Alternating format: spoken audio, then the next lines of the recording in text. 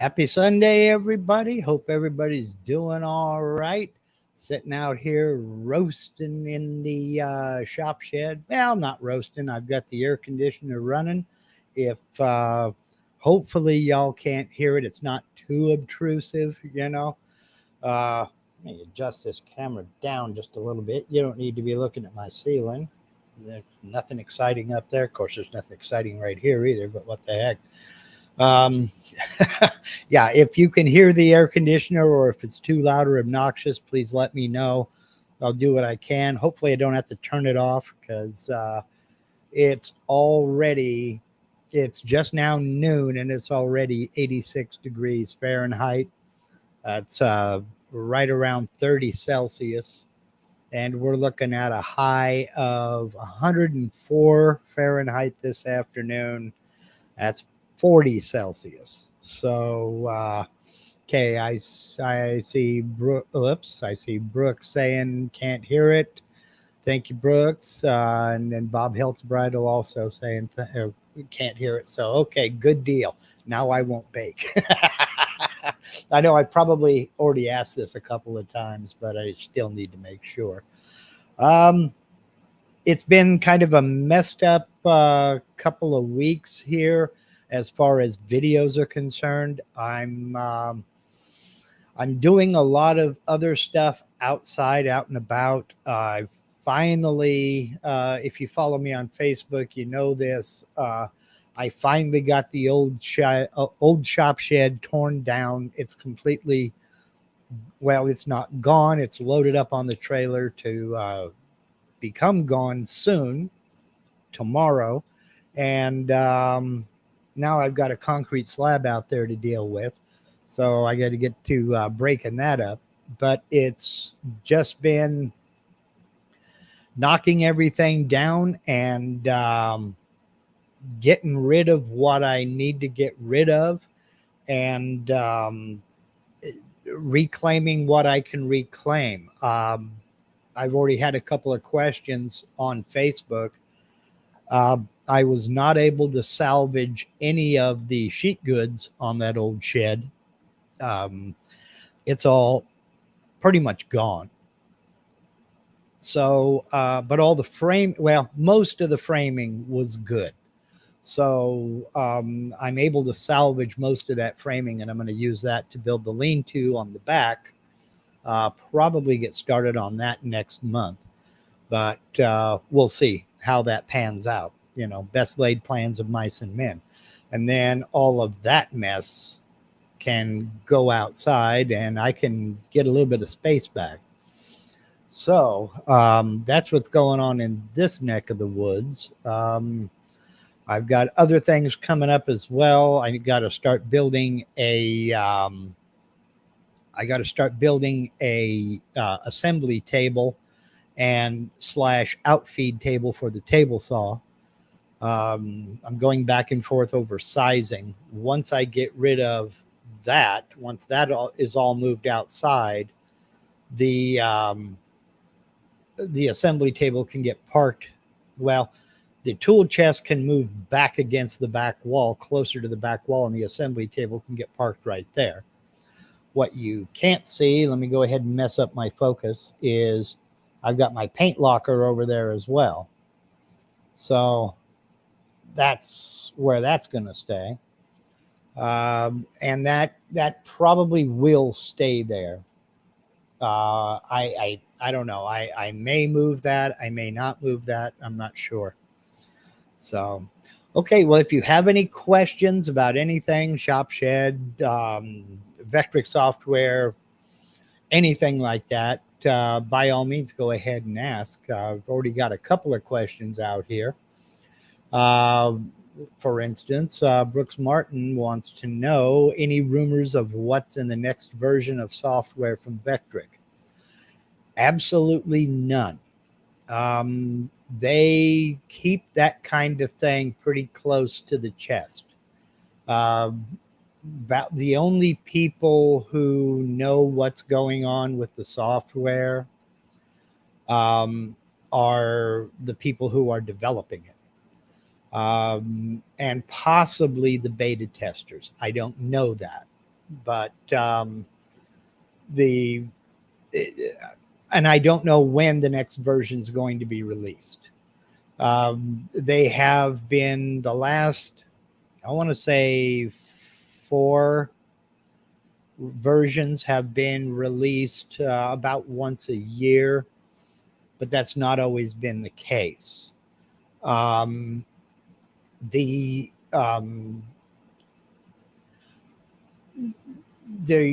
upgrade from 8.0 to 8.5, if I remember correctly, was a couple of years, but they keep that pretty close to their chest, and I don't blame them a bit, you know.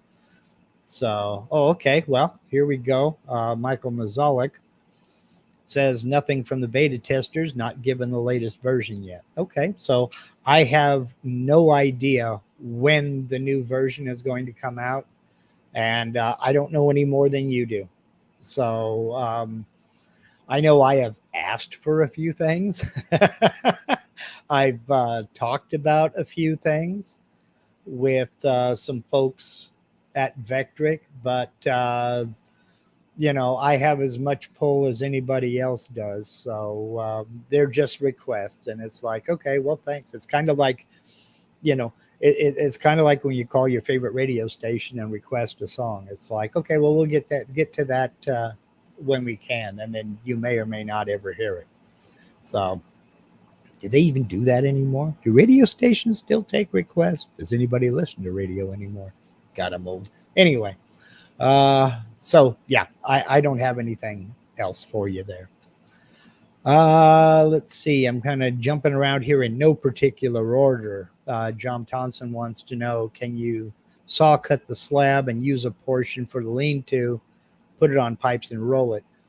The short answer is no. The long answer is I don't think there's any reinforcement in this slab at all. And that may be a good thing when it comes to breaking it up, but it wasn't put in right. I think, I haven't confirmed this yet, but I think they finished it with a chainsaw. It's variable thickness. I mean, in one corner, I can see it's about 4 inches thick, and up towards the front, it's about 1.5 inches thick, and it's cracked all over the place. I wouldn't want to use it. I think I'm just going to use it for fill, and that'd probably be about it. So, yeah, no, I don't want to use it. And there's one whole side of the shed that was leaking for many, many years. I fixed it when we moved in so that my tools didn't get ruined. And the concrete along that side of the shed is just, it's falling apart. It's decomposing. So I don't know if that was because it got wet, froze, thawed. I don't know. So, okay, let's see. HE wants to know, can you talk a bit about your CNC machine? Is it a Gatton, and did you do any mods? It is a Gatton CNC, and you can kind of see if I move my head out the way. I've done a few modifications to it. I did I think it's a 13 or 14 part build series on it here on my channel. Been running it for about 4.5 years, and it's a dynamite machine. I mean, I can't fault it. I really can't. It's always done everything I've wanted it to do without complaint. The only problems I've ever had have been those of my own making. So all in all, you know, I've got nothing bad to say about the Gatton CNC, the design, or the machine itself. Modifications, a buddy, online buddy named Andrew Hegg 3D printed me some, you can see all the blue plastic parts. There's one right there. That's a bumper for limit switches. There's another one back there. You can see another one up at the top of the gantry upright. And he also made me some motor spacers. He also 3D printed the dust shoe. You can see half of it mounted. And various limit switch mounts and what have you. Let's see. Then what else did I do? I made a little bit different router mount for it.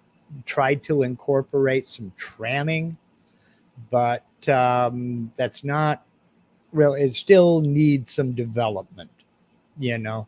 So that's gonna have to go down the road. Now, again, I put that cutout on the front to be able, that cutout right there. That's the mount for the headstock or the rotary axis unit there. And then that long track is an adjustable mount for the tailstock on the rotary axis. But if I had to do it all over again, I wouldn't do it. I wouldn't do that. I'd have just let it be. I was trying to get more capacity out of the rotary axis, and when I did that, I ended up with a lengthwise capacity of about 16 inches. So, you know, it just enough to cheese me off.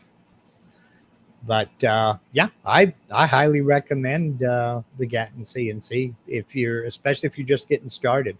It's a great machine to learn on.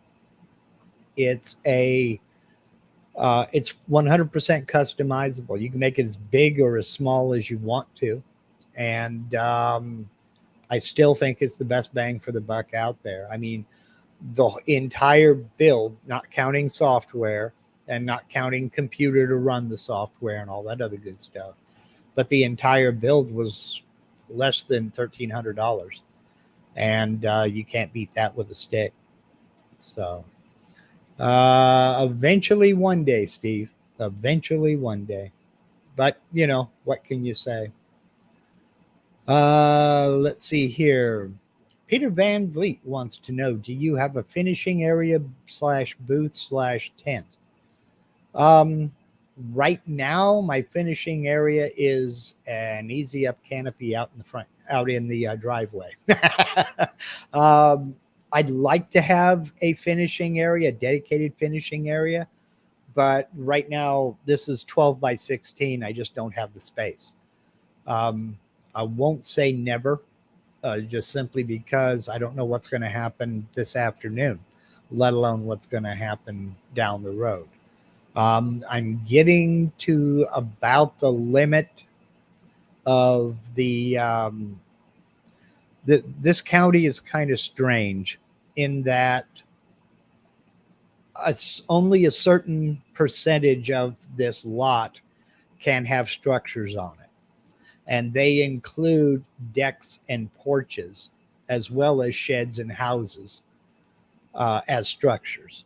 And we've got a big deck. We've got a 16 by 24 deck out in the backyard. So that takes up a lot of room, and we're allowed to have up to 40% of our lot covered in structures. And we technically were over that limit until I got the old shop shed torn down. Now we're fine. I'm under the limit, but I don't think I have enough space left to add a dedicated finishing room or booth. I'm going to be kind of pushing it by putting the lean-to. It's only going to be 8 by 4, and that'll be okay.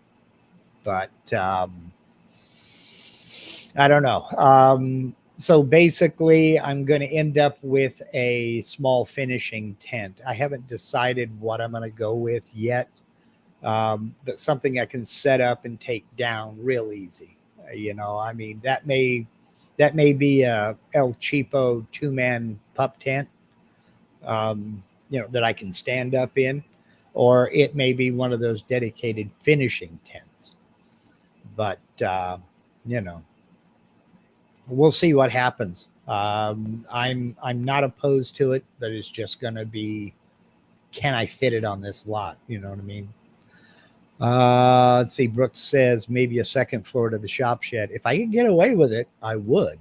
But I kind of am pushing the limit on that as well. Again, this county is weird. If the overall height of my shed is less than 10 feet above grade, I'm exempt from the setback rules. it is 9 foot 10 inches. So I'm just under that limit for needing to comply with the setback regulation. Otherwise, I wouldn't have even been able to build this, simply because the setback on this side here is 10 feet, and there's no way this shed would, I'm about 6 feet away from one corner. So, if I could get away with it, at least lumber storage, indoor lumber storage. So, Bob Helter Bridle says, time to dig a basement. Yeah, that ain't happening. Not here. We have something here called a daylight basement. And that is basically, if you build a house into the side of a hill, it's a part that's underground. But the water table here is so strange and so weird because we get so much rain. There aren't many basements in this valley at all. It's just not something we do. And add to that, seismic activity. So basements are just not really done out here so much. So let's see here. Lewis Denton says, do uncovered slab count against your 40%? No. And that's simply because it's not considered not so much a living space, but it's not a structure that's built on top. Like a patio is not counted as a structure. A deck is counted as a structure, but a patio isn't. So that's why I needed to go ahead and get that shop at least down to the slab. And then now I got to break that up and use it for fill in a couple of places. So, alrighty, let's see here. We have Jim Brown wants to know, can you change the way it saves sheets to the back of projects name when saving G-code? Let's see here. I'm trying to unpack that, Jim. Can you save the way it saves sheets to the back of the project's name when saving G-code? Well, if you save G-code, you can give it any name you want. You don't have to accept the name that it puts in there. It's just like naming any file when you save it on the computer. As long as you know what it is, you can save it however you'd like. I tend to, if you're talking about a double-sided project, I tend to create 2 separate folders for the G-code files, one for the front side of the project and the other for the back side of the project. Then I put all the G-code for the front in that front folder and all the G-code for the back in the back folder. I think that's what you're talking about. But you can save any kind of G-code name that you want. I tend to put the size of the bit and the toolpath in my G-code title. And I will also number them so I can put them in order when I go to run them outside. So I don't make a mistake and run something before I run something else, So I hope that answers that. If not, or if you want to clarify, by all means, go for it. So let's see here now. Lloyd Miner says, thoughts on carving hard materials like Corian or others on the CNC? Special bits, special machine, etc. I know a few people who carve Corian, and they carve just like they would hardwood. Same type of bits, same feeds, same speeds. Now, personally, I have not cut Corian. I am going to soon, but I haven't as of yet. I have worked with Corian in a shop environment when I was working for cabinet shops and countertop shops. And we use the same tools, the same saw blades, the same router bits, the same everything that we used for woods. I've just not done it on a CNC. There are a few people in some of the Facebook groups. I don't know if you're, I think I've seen your name before, Lloyd. In some of the Facebook groups, maybe I'm mistaken, but your name is familiar to me. I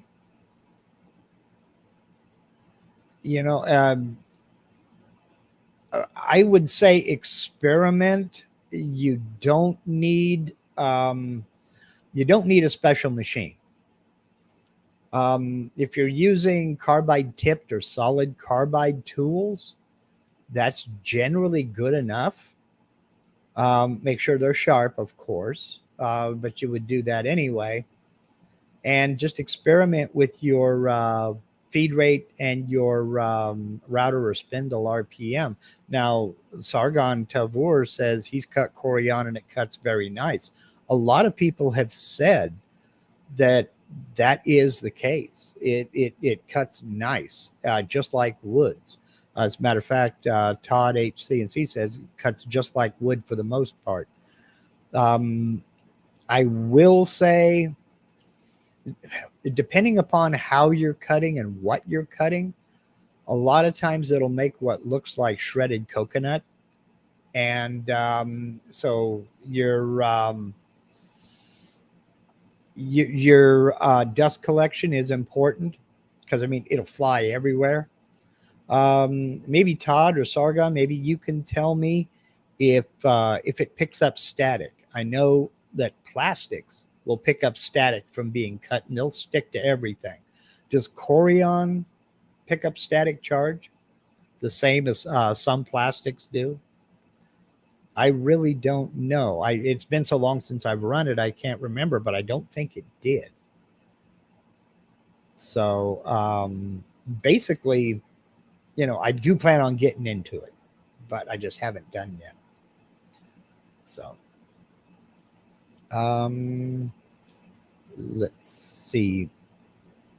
I heard you need to clean right after and lube due to aluminum powder. Yeah, it is abrasive. I do know that. But again, you should be making chips and not dust. If you're making dust on anything, but yes, by all means, you do need to clean up. And that's why, I mean, have your dust collection game, pretty well set. It's a matter of preventative maintenance, because yes, there are a lot of fillers in Corian. I wasn't aware of aluminum powder, but there are a lot of fillers in Corian, and you just gotta stay on top of the cleaning. So hope that answers that. You can believe me when I say, when I get into cutting these other materials, I will be doing a lot of videos on it, because I've been trying to talk a friend of mine into doing a series on oddball materials. There are a lot of videos out there on cutting hardwood, softwood, plywood, but very few on any special considerations for like acrylic or HDPE or what is it, HMMW plastics or Corian or anything else. So I want to do a series. I mean, he just can't seem to find the time or the inclination. So I'll just do it myself, but it's going to be a little bit. So, let's see here. Okay. Michael Mazalik had an answer for Jim Brown. He says, I think that may be a post-processor item, but that may not be accessible to all machines. I haven't seen it added yet. We'll need to look into it. Okay. I guess I'm in the dark about a few things. I'm not really sure what that was in reference to. I thought that meant just naming the G code. I guess not. Let's see. Benjamin, is it Scheuer? Said use a trailer as a finishing shop. Speaking of which, I just bought a trailer from a next door neighbor who's moving, an old junky trailer that needs to be rebuilt. So yes, I'm going to be rebuilding another trailer. Add to the list of things to do around here. I don't know. Maybe I can put a box on it. I don't want to. I'd rather it be a stake bed so I can haul plywood and stuff. But we'll see. Let's see here. Yes, and Todd HCNC says you need a dust collector. Yes, for sure. For sure. And Sargon says it does create chips like coconut. Yeah. Michael Mixolic says info added to the header to the G code. Okay, I get it. All right. Yeah, not as far as I know. Yeah, Michael, I think Michael's hit the nail on the head. I think that has to do with the post processor and what information it puts in there and what it doesn't put in there. I thought you meant the title. I apologize. So, let's see.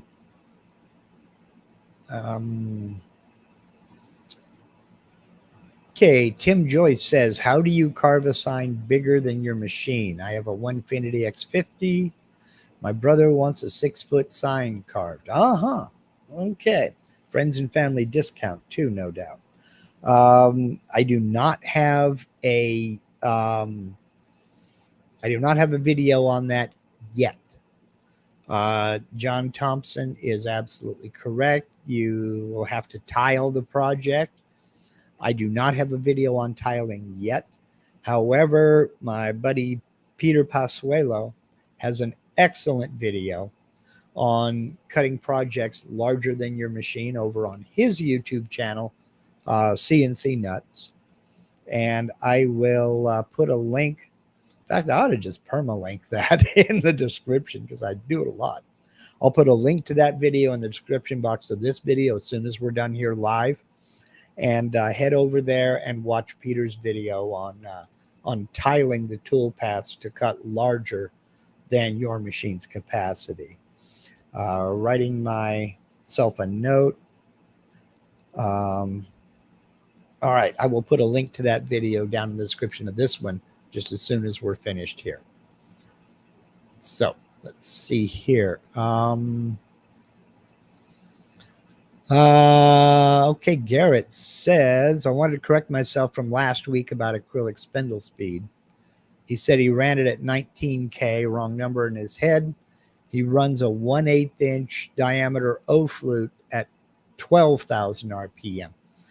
I kind of suspected, but I've not cut acrylic, so I didn't want to second guess.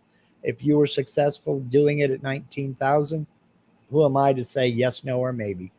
I mean, you've done it. I haven't yet. That's coming also. So let's see.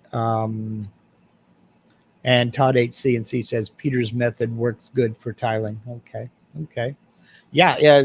I've heard that from several people, Todd. And I tell you, if you are not subscribed to Peter, first of all, shame on you. Second, he's an excellent source of information. He was the first CNCer that I subscribed to. And I've learned so much from him just in his videos. He drops little nuggets here and there. Even if you don't think a certain video really, pertains to your situation, there are little nuggets he drops in each video that will not only explain how or why he did something a certain way, he shows you the nuts and bolts and explains why he needed it that way.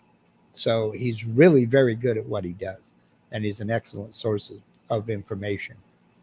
So he's even more busy than I am, so he doesn't get to post as often as he'd like to, but still a very good source of information.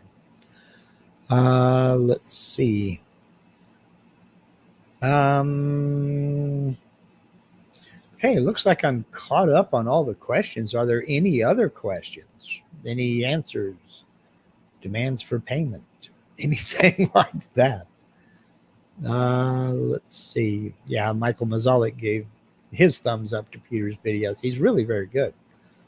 So, oh man, I tell you, things are getting crazy around here. So, no questions? Are we going to be finished early? Okay, Brooks Martin wants to know, is the 150 inch per minute still a good feed rate at that 12K? And while we're at it, Garrett, what was your depth of cut? So inquiring minds want to know. Now, last week we were talking about Dennis Van Hoof's videos, and a few of you have gotten back to me and said that you have checked out his videos, the xenomorph from the movie Aliens, and the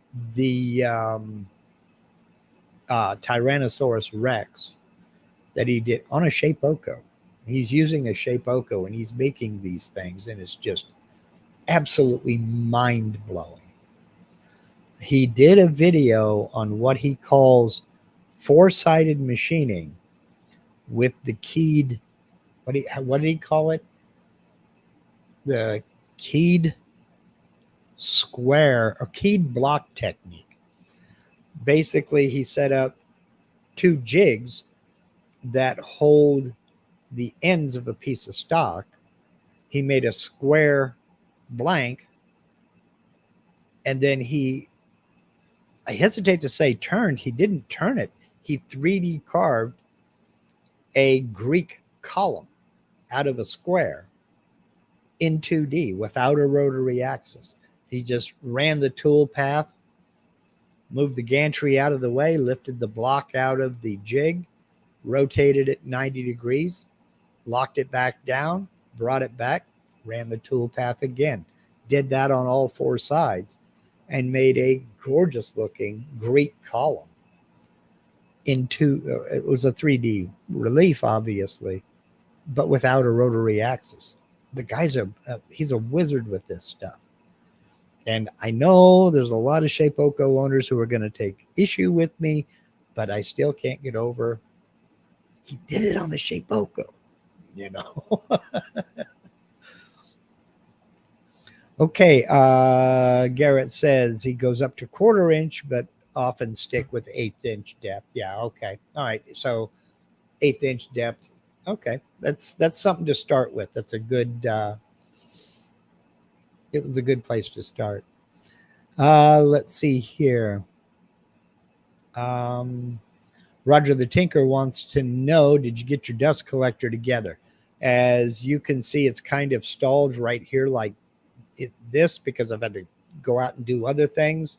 I've got the 4-inch flex hose right here. And I've got, well, you can't see it. It's hiding behind the bag. I've got 6-foot steel duct pipe there ready to mount, run up the ceiling. And I just got to get the time to get out there and get it done. To get out here and get it done, rather. But so let's see here. Marvin May says, what's the best way to use the thread cutting tool path? More on that later. I'm still working on that, working my way up to that, but I do plan on doing some thread cutting. Basically, if you get into the tutorials on Vectric's YouTube channel, or go to the help menu in Vcarve or Aspire and look for the thread milling tutorial, that's what I'm going by. It's just my issue is getting the right bits, and I'm still working on that. So, and I can't give you any guidance on that yet because I've yet to get the perfect bit, and I don't think it's going to be perfect. So let's see here. Sargon Tabor wants to know, is your outfeed table going to be collapsible, or will it be used as an assembly table as well? It'll be used as an assembly table as well as mobile workbench, as outfeed table. And I have a couple of, they're supposed to be collapsible shelf brackets that'll each hold, I think it's 200 pounds. I may be wrong on that. But they have latches on them, positive latches, that fold down out of the way. Then you can fold them up and they lock into place. And that'll give me a larger work table area when I need them. So I plan on, I've got them. In fact, I was using them as a desk right here for this computer system for about 2-3 months now. And then when I turned that old junky toolbox right there into a computer workstation, I took the computer desk that was there, moved it over here, and took that down. So that's going to be the collapsible part of my work table. So, and Tim Joyce, yes, I've already got the casters there. Yeah. Right here, nice and dusty. I've got the casters for it to put it on wheels. And I need to be able, I have to move everything around. My table saw is on wheels. The only thing it's not on, you can see all the dust collections on wheels. The only things that aren't on wheels are the paint locker and the CNC router. Everything else is on wheels. So, and I don't want to put my CNC on casters. I just think that's asking for trouble. So, just my opinion. Your mileage may vary. Let's see here. I'm looking up here for any questions or comments that I may have missed, and I'm not seeing any. Okay. Nope, I'm not seeing any more. Todd CNC is talking about Peter Van Hoof. Or excuse me, Peter Van Hoof. I confused Peter Pasquale with Dennis Van Hoof. It was kind of like indexing the workpiece, very much so. And it was a very simple jig that he made. But it's one of those, it's so simple, it's brilliant type of a things. And it's not a single purpose jig. You could use it for various different projects and not just that four-sided machining. I mean, I thought that was excellent. And it also opened the door for, if a person got creative, a person could do more than 4 sides, 6 or 8 sides. That would be cool as well. So it just opened up a whole bunch of possibilities. That's something else I want to be able to get into further is jigs and fixtures, because I've got T-track on my spoil board, as you can see right there. And the main thing I use that for is holding jigs and fixtures. I'm not a fan of clamping materials. I've had too many failures that way. So I prefer to set up a jig or fixture and be able to, to mount the material in that jig or fixture. And we'll be getting into work holding. We'll be getting into work offsets, etc., G54s and what have you. So, but that's down the road. Oh boy, JR from Trade Skillers. Hey, Mark and group, happy Sunday. Thanks for doing these, Mark, with all your knowledge and nugget sharing. Thank you, JR, and thank you for doing what you do. And keep it up. And in fact, we'd like to see a little bit more. I mean, always looking for other perspectives on.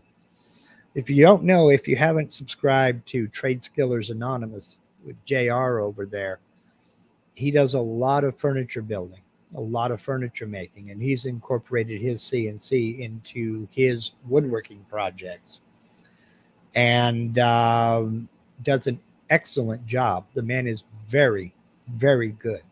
So head on over to his channel and check him out. He's got some excellent projects over there. So, and thank you very much for the super chat, JR. I really do appreciate it more than you know.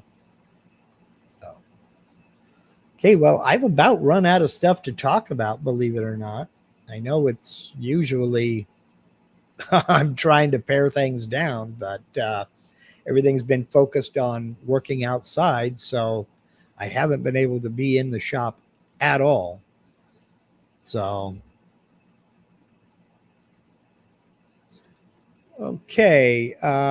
Igor Fun says there is a button in Vcarve array toolpath. How does it work? Funny you should ask that. I did a video on it. Yes, I did a video on it. And I will put a link to that video in the description of this video as soon as I'm done live here. I got to jet into the house, get the link, and I'll post the link down in the description. So give me about 10 minutes after we're finished live here, and that link will be in the description. And I'm writing myself a note right now. And there we go. So, okay. I forgot you were moving, JR. Moving to Richmond, Virginia this Friday. So wound the shop down. We'll be ramping up again soon. All right. Yes.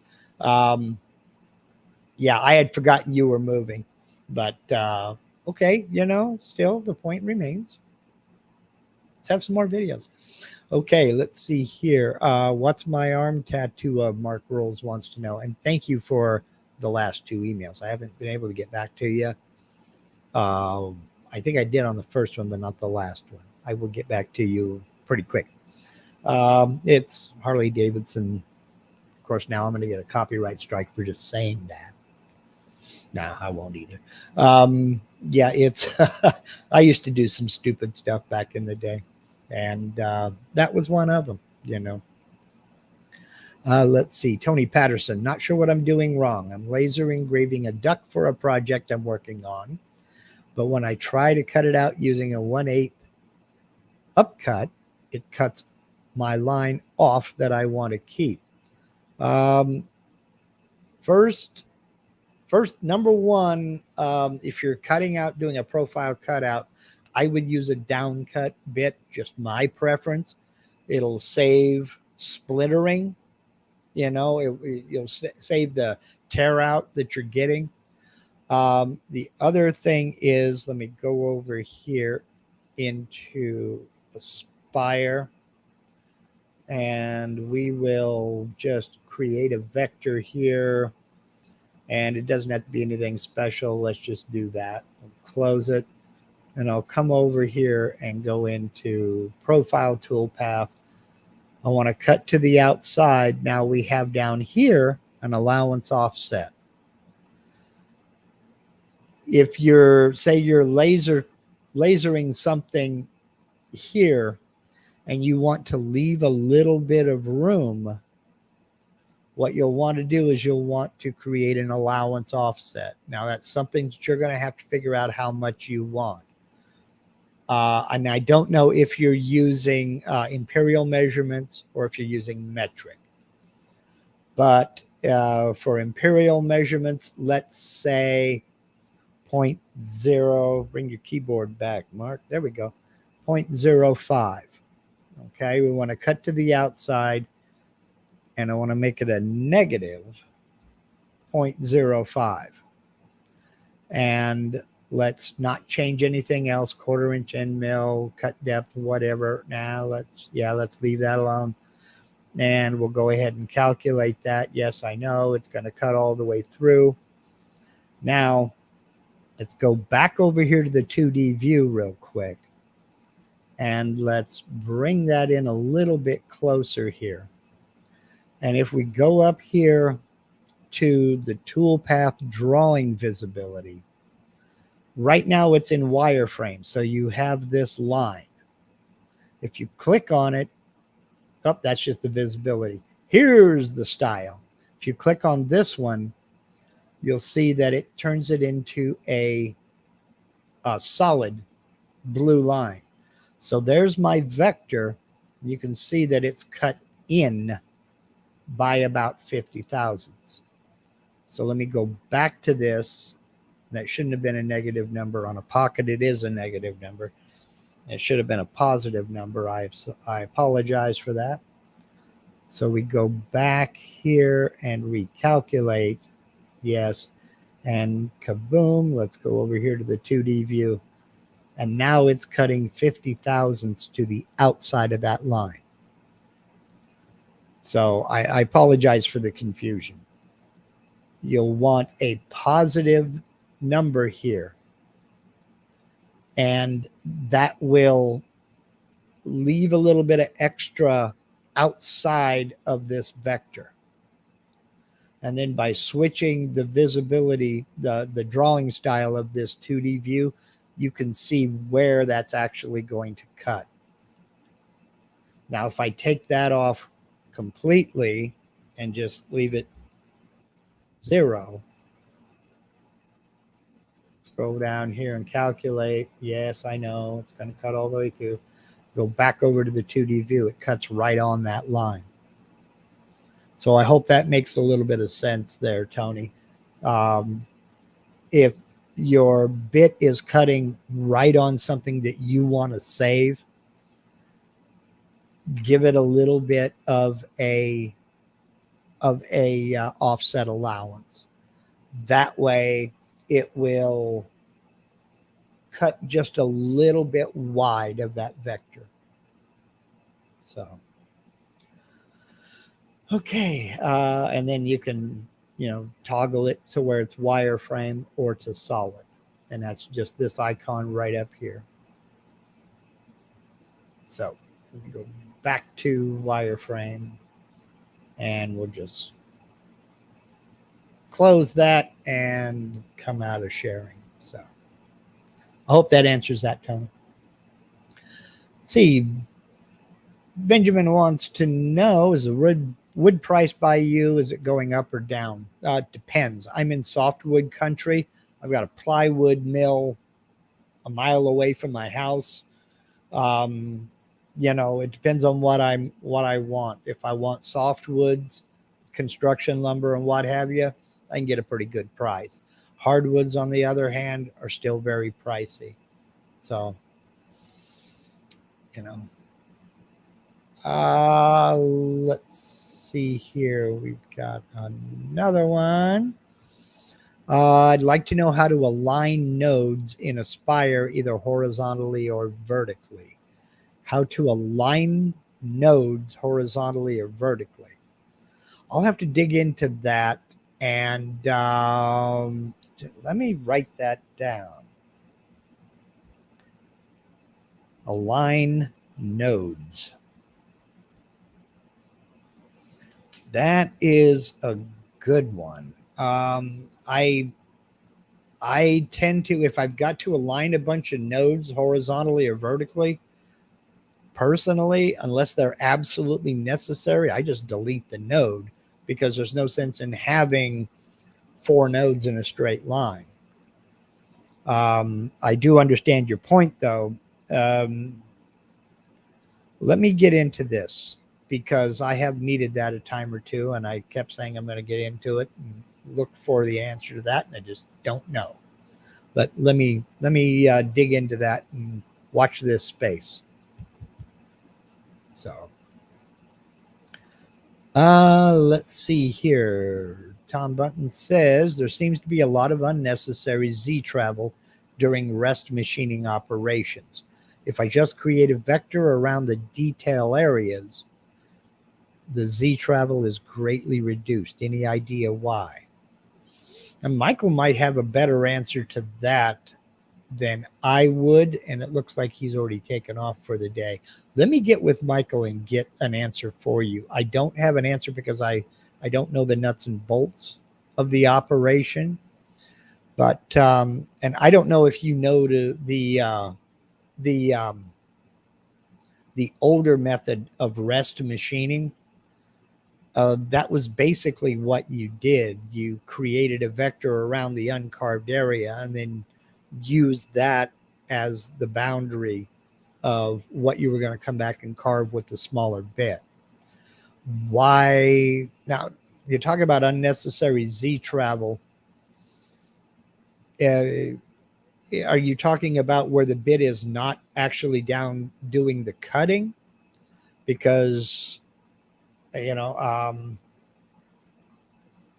to think if that is something to do with your strategy.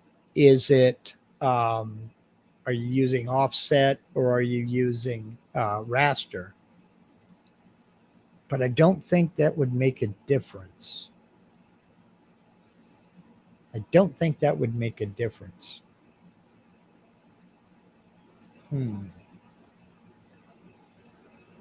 No, that shouldn't make a difference at all. Let me dig into this a little bit further. You guys are coming up with some great questions that I'm going to have to dive into. Z travel. Now, is it, you say a lot of unnecessary Z travel. Is that while it's carving, or is that just rapid moves to move from one point to another? In 3D. Okay. And okay, Tony says that helps a lot. Appreciate it. Thank you. Well, thank you for the question.